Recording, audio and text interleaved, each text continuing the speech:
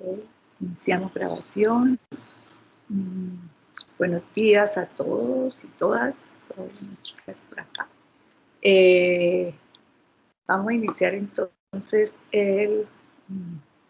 bueno, ya saben que en la grabación voy a compartir pantalla. Entonces, cuando ya empiece a compartir pantalla, voy a compartir todo mi escritorio. Entonces van a salir ahí los avisos del chat, los avisos del WhatsApp, los avisos de Gmail, los avisos de todo. Entonces aquí ya compartiendo pantalla, ¿sí están viendo mi pantalla? ¿Alguien conteste? Sí. Sí, profe. Ok, gracias. Listo. Entonces acá ya en el aula, para empezar, vamos a hacer un pequeño ejercicio de complejidad espacial. Para empezar como a entrar en el tema. Aquí hay unas diapositivas muy sencillas, que son fáciles de leer inclusive, y esas diapositivas pues lo que están mostrando es, bueno, no las voy a mostrar en PDF, pues están publicadas en PDF. Voy a mostrarlas en PowerPoint, pero la vamos a pasar muy rápido porque pues yo les hablé ayer sobre la pequeña, les hice una introducción a lo que era esto se me empieza a demorar porque se empieza a cargar, no sé, nada, que no quiso cargar PowerPoint, que no me vaya a decir qué actualización en este momento. Ok, se levantó, está cargando, listo, cargo. Tuve que actualizar el computador, entonces pues esas actualizaciones, incluso cambié la actualización. Geraldine por allá me está saludando en el WhatsApp, pero no puedo mirar. Listo. Entonces lo que dice las diapositivas que coloqué en el aula, bueno, es una pequeña introducción y habla sobre que pues ya en este curso que estamos analizando algoritmos a nivel de complejidad espacial y temporal, pues entonces ya podemos hablar de una definición de algoritmo como una secuencia finita de instrucciones donde cada una de las cuales tiene un significado preciso y puede ejecutarse con una cantidad finita de recursos. Entonces ya uno ahí puede hablar de la cantidad finita de recursos computacionales en un tiempo finito. Entonces, el análisis de algoritmos es una herramienta para hacer evaluación de diseño, o sea, es lo que vamos a tratar durante todo el curso, pues es una evaluación de diseño que permite establecer, pues, la calidad, la eficiencia de un programa, compararlo con otros y pues, lógicamente, vamos a aprender eficiencia para poder, pues, cada vez hacer más algoritmos eficientes, ¿no? Que igual ustedes saben que para un problema hay diferentes formas de hacerse, hay infinidad de formas de hacerse. Entonces, lo que uno tiene que buscar es pues la eficiencia. Entonces, el análisis de algoritmos estudia desde el punto de vista teórico los recursos computacionales, los recursos. Para la ejecución, lógicamente, en el momento de ejecución. Es decir, la eficiencia, el tiempo que se gasta en la unidad central de procesamiento y el uso de la memoria, que eso se refiere al ancho de banda. Además, la eficiencia en el desarrollo de software, pues además de eso que hablamos de espacio y tiempo, pues lógicamente van a haber otros factores que son relevantes, que es la funcionalidad, o sea, ya cuando usted hace una aplicación completa, entonces es más, uno a veces revisa aplicaciones y dice, esto no es funcional. ¿Qué quiere decir? Que me pierdo en la aplicación. Entonces me demoro demasiado porque me pierdo, no me ayuda la aplicación. Robustez, usabilidad, modularidad, mantenibilidad, o sea, a veces el hecho de que yo compro un programa y no, para poderlo mantener tengo que llamar a soporte cada 10 minutos o tengo que vengan a ayudarme en hacerlo. Entonces eso, todas esas cosas, simplicidad, el costo de programación, todas esas cosas pues juegan. Aquí la evaluación que vamos a hacer es en cuanto a espacio y tiempo, pero lo que quiere decir aquí es que no solamente se debe quedar uno en eso, ¿cierto? Las características estructurales de un algoritmo, aquí en cuanto a análisis de algoritmos, ¿cierto? Eso se basa prácticamente en las características estructurales, la cantidad de memoria y la evaluación del diseño. Bueno, estas diapositivas ustedes las pueden leer. Cuando hablamos de análisis y diseño temporal, entonces ahí entramos con varios tópicos o varios temas, ya ahí podemos hablar del peor de los casos, el caso medio. El análisis temporal es exactamente cuánto se demora en el procesador un algoritmo en tiempo de, ahí hay una medida de tiempo que se llama instrucción, o sea, una instrucción se demora un tiempo y todos los procesadores calculan cuánto es el tiempo de esa instrucción y depende del procesador, de la máquina que usted compre. Por ejemplo, si la máquina es muy rápida, no vamos a hablar en tiempo, en cuestión de medidas, sino en cuestión de máquina. Si la máquina es muy rápida, puede que una instrucción se demore 0.0001 nanosegundos, por decir algo ya exagerado. Entonces, como el tiempo de una instrucción es relativo a la máquina y al procesador, pues normalmente cuando uno hace el cálculo del análisis temporal, uno dice el tiempo del procesador, el tiempo que se gasta el procesador para hacer una instrucción es 1. Y uno lo calcula como 1 porque realmente uno sabe que a la hora de multiplicar, el 1 es neutro, ¿cierto? Si me dicen que el tiempo de este procesador se demora 0.05 nanosegundos y yo lo tengo calculado como 1, pues al multiplicar 1 por 0.05, pues me va a dar 0.05. Entonces yo puedo hacer el cálculo a partir de 1, que cuando yo sepa realmente cuánto se demora ese procesador, yo puedo hacer esa multiplicación y al ser ese 1 neutro, pues lógicamente me va a dar exactamente lo que es entonces, lo que es el tiempo de proceso. Entonces, por eso cuando uno hace los cálculos del análisis temporal, la medida es darle como tiempo a cada línea, pues, o a cada instrucción, como se calcula por instrucción, entonces uno le da 1. Y ahí empieza a hacer un análisis de cada, según las herramientas que se hayan utilizado en cada algoritmo, pues el análisis que se hace es teniendo en cuenta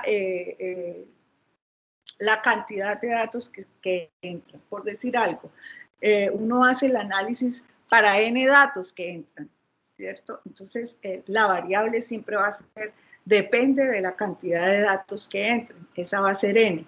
Entonces, a veces hay algún tipo de instruccionalidad en el que dice, por ejemplo, los ciclos. Los ciclos, cuando los ciclos recorren la cantidad de datos, los n datos, y dentro de esos ciclos entra una bifurcación. Entonces dice, si el dato es así, entonces hace estas instrucciones, si el dato no es así, entonces hace estas otras, o de pronto, si no está dentro de esta bifurcación, no hace nada. Entonces ahí empieza uno a asumir que dice, bueno, ahí siempre va a entrar o no va a entrar o entra a la mitad de las veces, porque normalmente cuando hay una bifurcación o condicionalidad que llaman, uno no sabe cuántas veces, sino no puede hacer el cálculo de cuántas veces va a entrar ahí, dependiendo de los n datos. Entonces ahí uno asume el peor de los casos diciendo, siempre va a entrar. Asume el caso medio cuando dice, bueno, va a entrar la mitad de las veces. Y el mejor de los casos es, nunca va a entrar a esa bifurcación. Entonces ahí dicen que, bueno, cuando uno habla de la temporalidad, puede que exista el peor de los casos. El peor de los casos es el caso que se usa más porque uno debe hacer un conteo del tiempo que se demora el algoritmo en el procesador, asumiendo que dentro de las bifurcaciones o las condicionalidades va a entrar todas las veces, todos los casos. Y uno ahí hace un cálculo, aunque es como cuando le dicen a uno, va a comprar un vestido, pues asuma lo más caro, no lo más barato. Le dicen, no, me van a dar promoción, me van a dar... Entonces asuma lo más, para que usted tenga realmente una realidad. Entonces, el peor de los casos es el que siempre se maneja, el caso medio, pues a veces, y el mejor de los casos, pues es muy engañoso porque es a asumir que nunca va a entrar a las condicionalidades. Eso es en el análisis temporal. De todas maneras, cuando estemos trabajándolo, pues nos vamos a quedar ahí un poco más de tiempo. En el análisis temporal, como estaba diciendo, pues depende de varios factores, de los datos de entrada del programa, de la calidad del código, porque normalmente a veces se escogen los caminos más largos, y la naturaleza y la rapidez de las instrucciones en la máquina que están utilizadas. Pero ya como les dije, uno calcula el tiempo uno por cada instrucción, porque uno sabe que dependiendo de la máquina, después tiene un número, una ecuación. Esto se demora, esto para hacer este algoritmo son 30 instrucciones, pero esas 30 instrucciones, ¿cuánto será en tiempo? Pues si uno averigua cuánto se demora la máquina haciendo una instrucción, sencillamente multiplica esos 30 por el tiempo de la máquina y ahí puede dar un resultado real. Bueno, la complejidad depende también, ahí, bueno, eso ya lo dije, depende de la máquina, del tamaño de los datos de entrada, del valor de los datos de entrada, y se define como el tiempo que tarda un algoritmo en una entrada de tamaño n. O sea, siempre va a ser n la variable. La complejidad, en el peor de los casos, proporciona una medida pesimista, pero es la más fiable. Bien, esto vamos a hablar hoy, vamos a trabajar hoy en la parte de espacial, que es la primera parte, que es el espacio. Entonces, la complejidad espacial mide el requerimiento en memoria, ¿cierto? En memoria de un algoritmo. Entonces, esto es, y el problema, escoger, ahí uno no se tiene que casar también con el algoritmo, ¿cierto? Porque a veces el algoritmo hace que ese espacio en memoria, si yo defino una variable y esa variable va a estar abierta durante toda la ejecución del programa, pues es un espacio que se está utilizando que no debería ser. Pero calcular el espacio de un algoritmo es un proceso sencillo y eso es sencillamente haciendo una revisión de lo que dicen un mapeo. O sea, uno se vuelve compilador y uno empieza y revisa, primero se abre esto, segundo, entonces uno se vuelve compilador, uno dice, uy, el espacio estuvo abierto todo el tiempo, yo lo pude solucionar haciendo un subprograma, haciendo un método, qué sé yo. Entonces, ese análisis que vamos a hacer hoy, bueno, ya voy a cerrar esto, que esto realmente es la parte teórica, lo vamos a hacer analizando un ejercicio que es un ejercicio muy simple. Vamos a empezar por un ejercicio muy simple. Ustedes tienen una carpeta que se llama correlación en la primera semana. Vamos a abrir esa carpeta y bueno, y hoy voy a dejar un tallercito que va a quedar el taller para, si ustedes entran acá en la tarea de ese tallercito, va a estar abierto hasta el martes, o sea, tienen 5 días. Pero vamos a trabajar hoy en el asunto y dejamos el taller. Ahí dice los lineamientos del taller, se van a dar acá, ustedes van a saber ahorita qué van a hacer. Y el taller, como es el primer taller, y pues tiene de los que entra a formar parte de la bonificación, el que lo quiera exponer en la próxima clase, que es de 1 hora, la siguiente semana, pues se le da el tiempo y si no, continuamos, ¿cierto? Y bien, entonces acá vamos a hacer el análisis con el ejercicio de correlación. Es un ejercicio que ustedes han hecho en su curso de programación 1, no sé en estructura de datos si lo tratamos de hacer, pero bueno, es un ejercicio ya muy conocido. Entonces vamos a mirar el enunciado del ejercicio. El ejercicio de correlación dice lo siguiente, dice que pues aquí este es un ejercicio para programación 1, pero aquí les dice usando vectores. Aquí vamos a hacer todo el análisis con respecto a cómo sería este programa lo más eficiente espacialmente posible. Entonces, el enunciado, para entrar en detalle, dice que se va a diseñar un programa que permita calcular el coeficiente de correlación lineal. Esto es materia de estadística.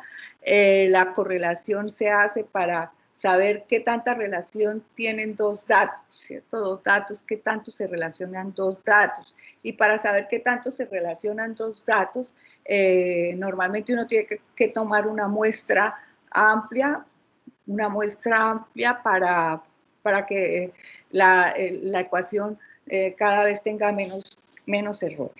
¿Ok? Entonces, como uno dice, es una relación, pues lógicamente uno dice, no puede, es una correlación, no, la correlación no puede ser mayor de 1, ¿cierto? Ni menor de 0, porque eso es un porcentaje. Uno dice un 20% de relación, un 30%, y eso se da en 0.2, 0.3, 0 hasta 1, máximo 1.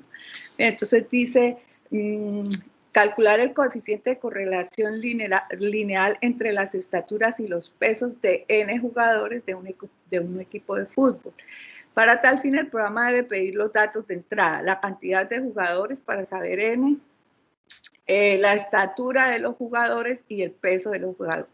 Normalmente un dato se tiene en una variable X y el otro dato en una variable Y, porque la mayoría de las fórmulas están dadas con las variables X, Y. Entonces acá pues la estatura sería X y el peso sería Y. Para saber qué tanta relación hay entre X y Y, pues se toma una muestra de N, ojalá lo máximo que se pueda, para que los cálculos sean aproximados. Entonces dice, para hacer el cálculo de esa correlación, entonces usted tiene que averiguar las medias, o sea, la media de X y la media de Y, aritmética. La media de X usted sabe que es la sumatoria de todos los datos multiplicado, dividido entre la cantidad de datos. Lo mismo las medias, es sumar todos los datos y dividirlo entre la cantidad de datos. Entonces tiene que primero calcular las medias y después se calcula la covarianza. Entonces la covarianza entre X y Y, la fórmula está dada por la sumatoria de multiplicar todos los X por Y sobre N menos multiplicar la media de X por la media de Y. Entonces uno ya empieza ahí, como uno ya es tipo un pensamiento algorítmico, entonces uno ya se imagina cómo fue que hizo.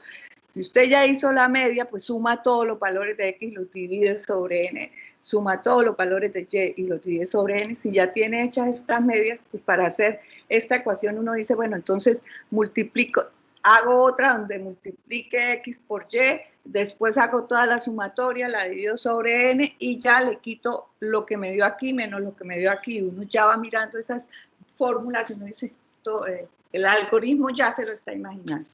Se calculan las desviaciones típicas, esto da lo mismo, la desviación típica es la raíz cuadrada de la sumatoria de X cuadrado. Entonces uno ya se imagina, bueno, entonces me toca sacarle el cuadrado de la X y después sumar todo eso, dividirlo sobre N y después menos el X, menos la media de X cuadrado. O sea, eso me toca sacarle menos la media de X al cuadrado, perdón, esto es la media de X al cuadrado. Ya tengo la media de X y la pongo al cuadrado. Lo mismo me dicen la desviación de Y y por último me dicen que la correlación se calcula con estas fórmulas que ya saqué. Esta primera que es la covarianza dividida entre las desviaciones, dividido entre la multiplicación de las desviaciones. Entonces, al final, ya después de haber sacado todo esto anterior, ya tengo la correlación y me dice que ya para el final el programa debe hacer una interpretación. Entonces, con ese valor, si está entre -1 y -5 o 1 a 5, porque puede ser negativo o positivo, eso está dado, entonces sería fuerte. Y ya me dan aquí un valor, las segmentan el valor de R para decir si es fuerte, si es moderada, si es débil o si no tiene ninguna. Y bueno, y entonces cuando me dicen acá que cuando es positiva es una correlación positiva perfecta y cuando es negativa es una correlación negativa perfecta. Bien. Entonces dice, cuanto más estén los coeficientes entre 1, pues más fuerza tiene la relación entre el -1 y el 1. Entonces ya me dieron todos los datos de lo que yo tengo que hacer. Ahora bien, a lo que vimos, ¿cómo sería ese ejercicio cada vez haciendo más eficiente el espacio? Bien, aquí pues por ser en este caso les están pidiendo que utilice vectores para cada uno de las funciones, pero ya aquí yo ya he trabajado mucho, ya estoy avanzado, digo, ¿y vectores? Bueno, puede ser. Entonces, cuando dice que utilice vectores, pues entonces, imagínense, tiene que definir un vector para las estaturas, un vector para los pesos, un vector para multiplicar X por Y, X por X y Y por Y, eso es un vector, y después tiene que empezar a trabajar cada una de las ecuaciones a nivel de vectores. Pero bueno, por ahora vamos a dejar el enunciado y vamos a ver 2 ejemplos de solución que les tengo ahí, 2 ejemplos, y ahí ustedes van a empezar a mirar los grados de eficiencia que puede tener en cuanto a, bueno, que voy a alargarlo, ¿sí se alcanza a ver o se ve muy, muy pequeñito el código? Se ve bien, profe. Bien, bien, entonces vamos a mirar el primer algoritmo que resuelve el problema. Entonces el primer algoritmo dice, ahí ya tengo un problema, ¿no? No hay funciones, no trabaja funciones. Quiere decir que todas las variables se abren a nivel de programa principal y durante toda la ejecución del programa están abiertas, todos esos espacios en el procesador están abiertos y no hay manera de descanso para el procesador. Aquí estamos hablando de un algoritmo que temporalmente se debe demorar pocos segundos, nada, nanosegundos. Pero bueno, el análisis no lo vamos a hacer con algoritmos pesados, sino con sencillos, ¿cierto? Entonces, aquí empezamos pensando en que ya todo espacialmente está abierto desde un programa principal, o sea, la ejecución está abierta todo el tiempo. Entonces, vamos a definir una variable global que aquí ya nos dimos cuenta que la solución del problema lo hicieron con una matriz. Van a guardar en una matriz de n posiciones, o sea, de 50 filas y de 5 columnas, ¿ok? Entonces, aquí yo ya me doy cuenta, si ustedes ven el asunto, pues en una columna me imagino que van a poner los valores de X, o sea, de las estaturas. En otra columna estamos hablando de las 5, en otra columna van a poner los valores de los pesos y las otras me imagino que será para la columna en la que van a ir la multiplicación de X por Y, va a ser otra columna, la columna que va a multiplicar X por X, o sea, para los X cuadrados, y la que va a multiplicar Y por Y, para tener esos valores ahí, porque acuérdense que finalmente necesitamos esas sumatorias para poder hacer las siguientes operaciones. Entonces, bueno, aquí definen una variable, una matriz estática, bueno, de 5 columnas, pero de n filas, que las asumen que sea 50. O sea, lo que quiere decir es que le van a decir al usuario máximo 50 datos para poder hacer ese cálculo. Y después hacen las variables donde voy a poner la sumatoria de las X, la sumatoria de las Y, la sumatoria de las X por Y, la sumatoria de las X cuadrado y la sumatoria de las Y cuadrado. Está ahí claro que son las sumatorias de las 5 columnas.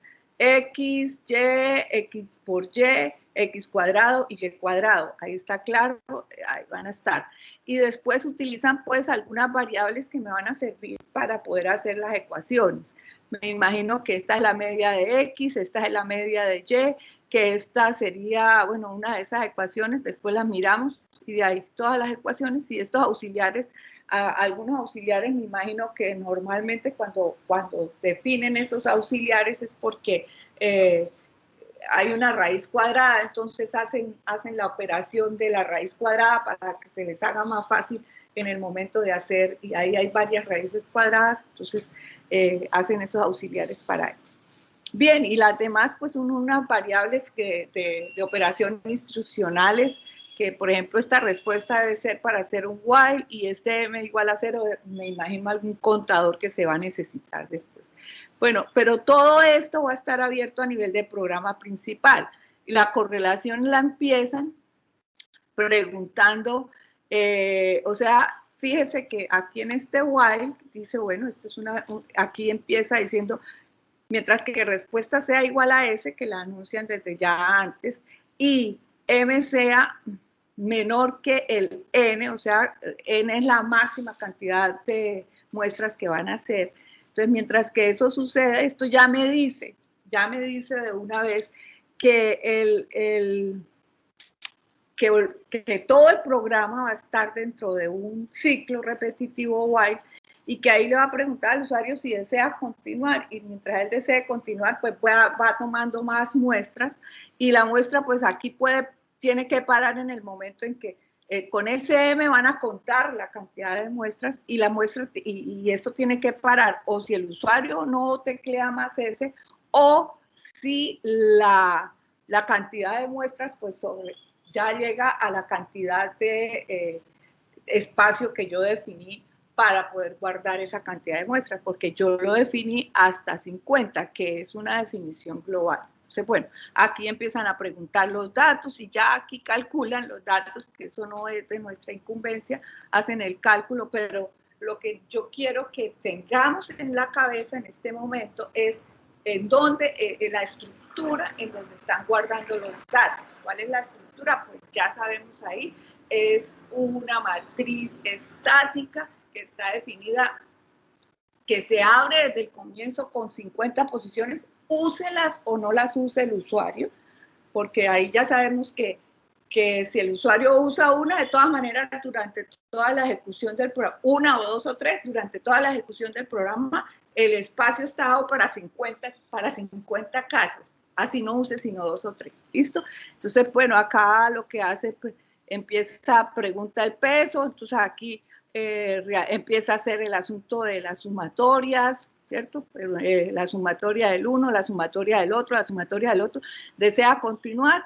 Entonces, cuando ya termine acá de preguntar, pues ya tiene la columna de las estaturas, la columna de los pesos, la columna de los XY, la columna de los X cuadrados, la columna de los Y cuadrados, y abajo va a tener cada una de las sumatorias, abajo, por decir algo, abajo no, porque esto es una variable aparte, y en cada una de esas variables suma Y van a tener la sumatoria. Entonces, sale de acá cuando ya él le dice que no quiere más, lógicamente aquí está haciendo el más, cuando ya dice que no quiere más, o cuando se llenan los M's.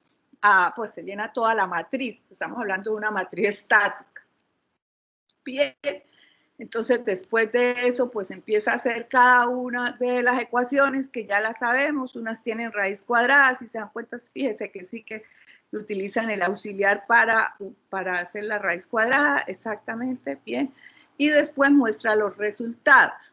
Al mostrar los resultados, porque ya tiene la correlación, entonces hace la bifurcación, o sea, el sí está entre esto o esto, para poder decir si no tiene ninguna, si la fuerza de la correlación es ninguna o muy débil, si es moderada o si es fuerte, y termina el programa. Bien, entonces ahí asumimos el espacio como lo pensó. Todos estamos en la jugada, o alguien necesita que vuelva a repetirles algo de este primer programa. Todos ya analizamos ese primer programa. Sí, hasta ahí ninguna pregunta. Ninguna pregunta, profesora. Bueno, ¿quién me está hablando? ¿Quién Yo, tiene profesora, Eric. Bueno, Ever. Eric. Ok, Eric, dime, ¿cuál es la pregunta? No, profesora, que le estoy diciendo que no hay ninguna pregunta, que está claro. Ah, ok, Eric. Ya te vi. Listo. Bien. Entonces ya vimos este programa. Lógicamente lo mostré primero porque espacialmente este programa, pues creo que es el más, el menos eficiente, no es el más, el menos eficiente que se pudiera hacer, o sea, para ya un nivel de programador en el que ya está haciendo eficiencia de recursos, este sería el menos eficiente de todos. Pero bueno, lo vamos a mirar. El hecho de que haya utilizado una matriz de n por 5, pues da lo mismo si hubiera sido matriz o si hubiera sido vectores, como la propuesta que hicieron en el enunciado, que es use vectores. Igual hubiera podido hacer 5 vectores acá y da lo mismo en espacio, porque van a estar 5 vectores abiertos de una cantidad estática, y bueno, eso da lo mismo vector o matriz. Igual vamos a dejarlo, bueno, lo voy a bajar y voy a abrir el siguiente programa que nos propone. Entonces aquí nos dan otra solución, que lógicamente debe ser otra solución un poco más eficiente a nivel de espacio.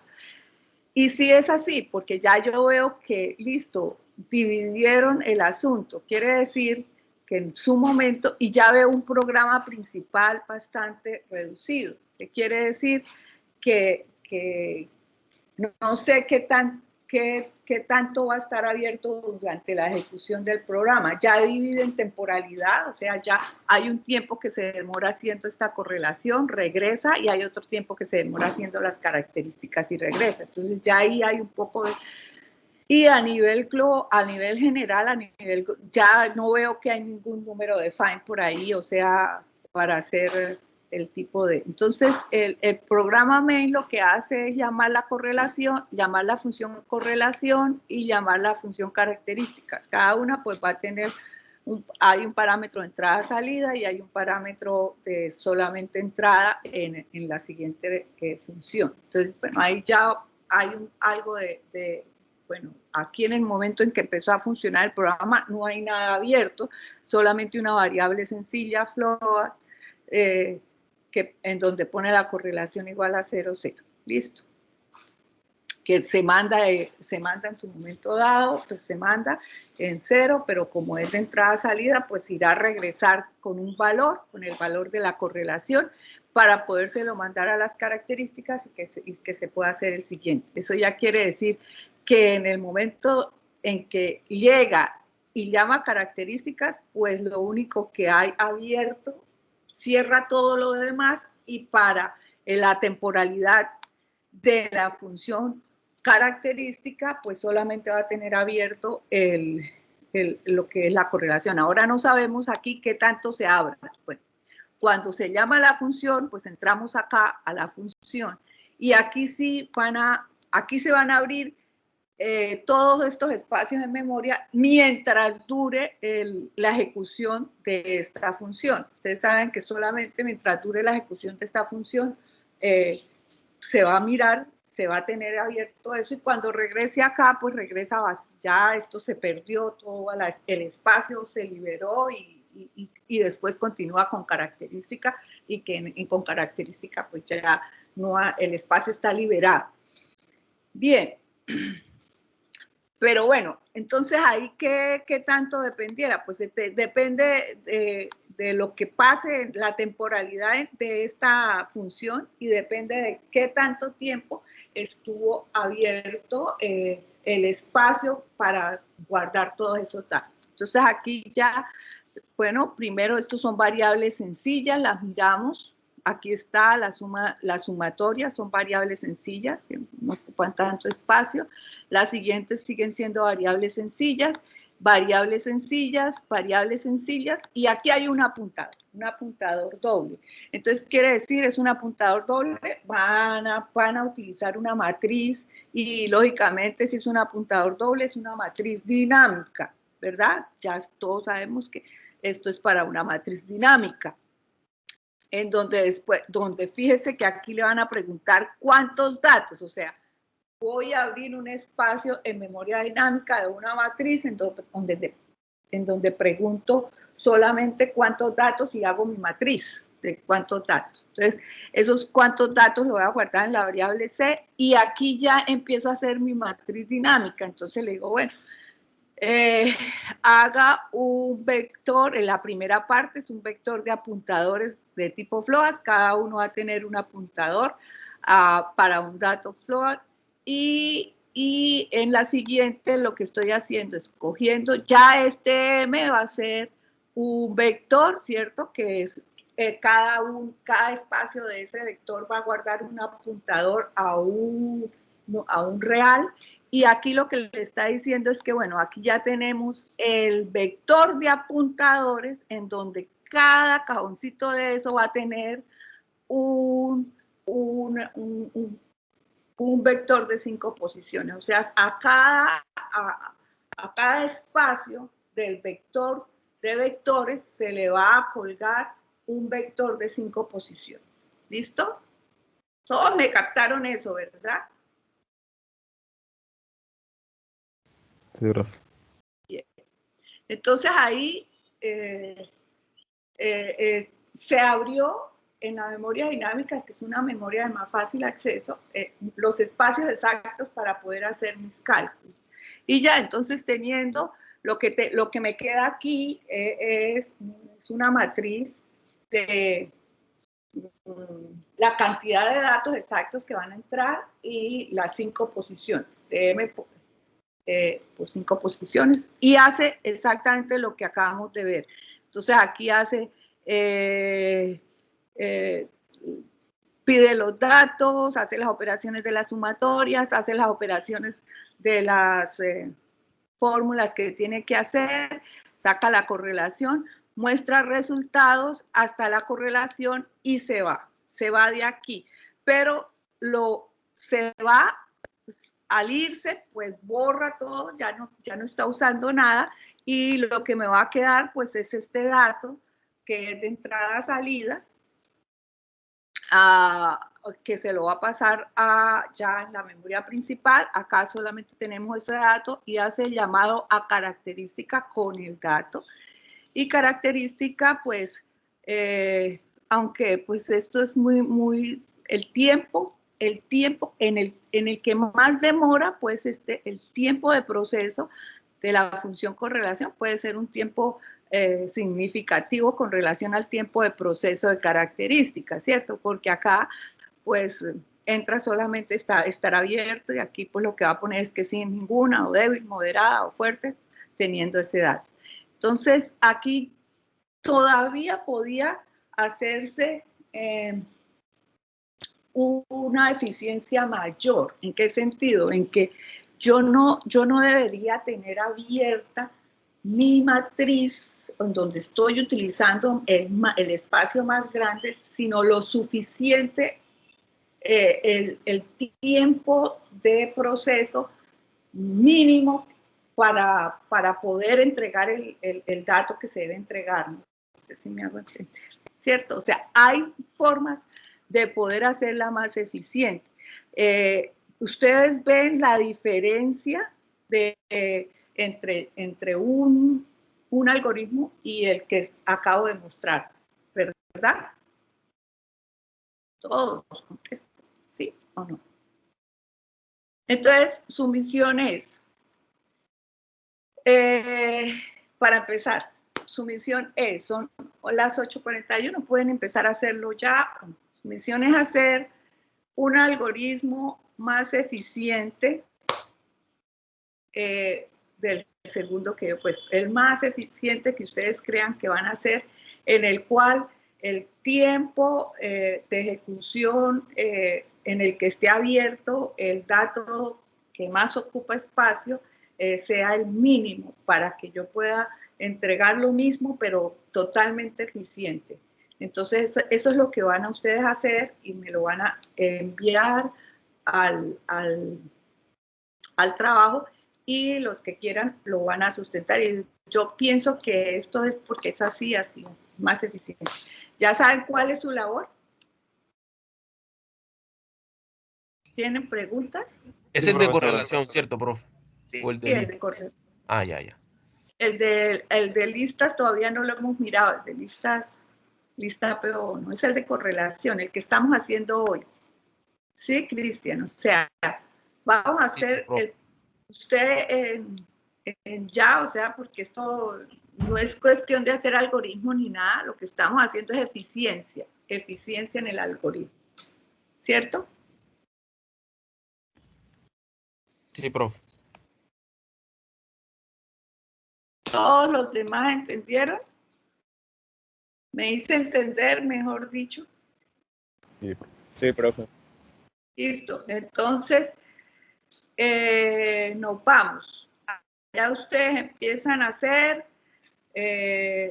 yo lo dejo abierto tantos días, pues hasta la próxima clase lo dejo abierto porque todavía la gente se está matriculando, no sabemos, han tenido problemas en entrar, etcétera, etcétera. Entonces todo el mundo tiene oportunidad de entregar este taller que vale un 20%. Y lógicamente, pues yo lo que quiero es oírlos en el análisis del algoritmo relacionándonos con el espacio mejor. Entonces, bueno, sin más, voy a cerrar la grabación para no ocupar más tiempo en la grabación porque ya está claro lo que tienen que hacer.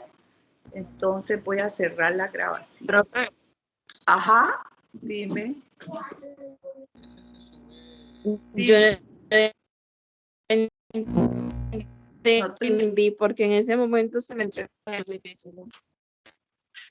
¿Yo qué? Bueno, Geraldine, tienes problemas ahí con el asunto. Voy a cerrar el video, voy a tener la grabación para que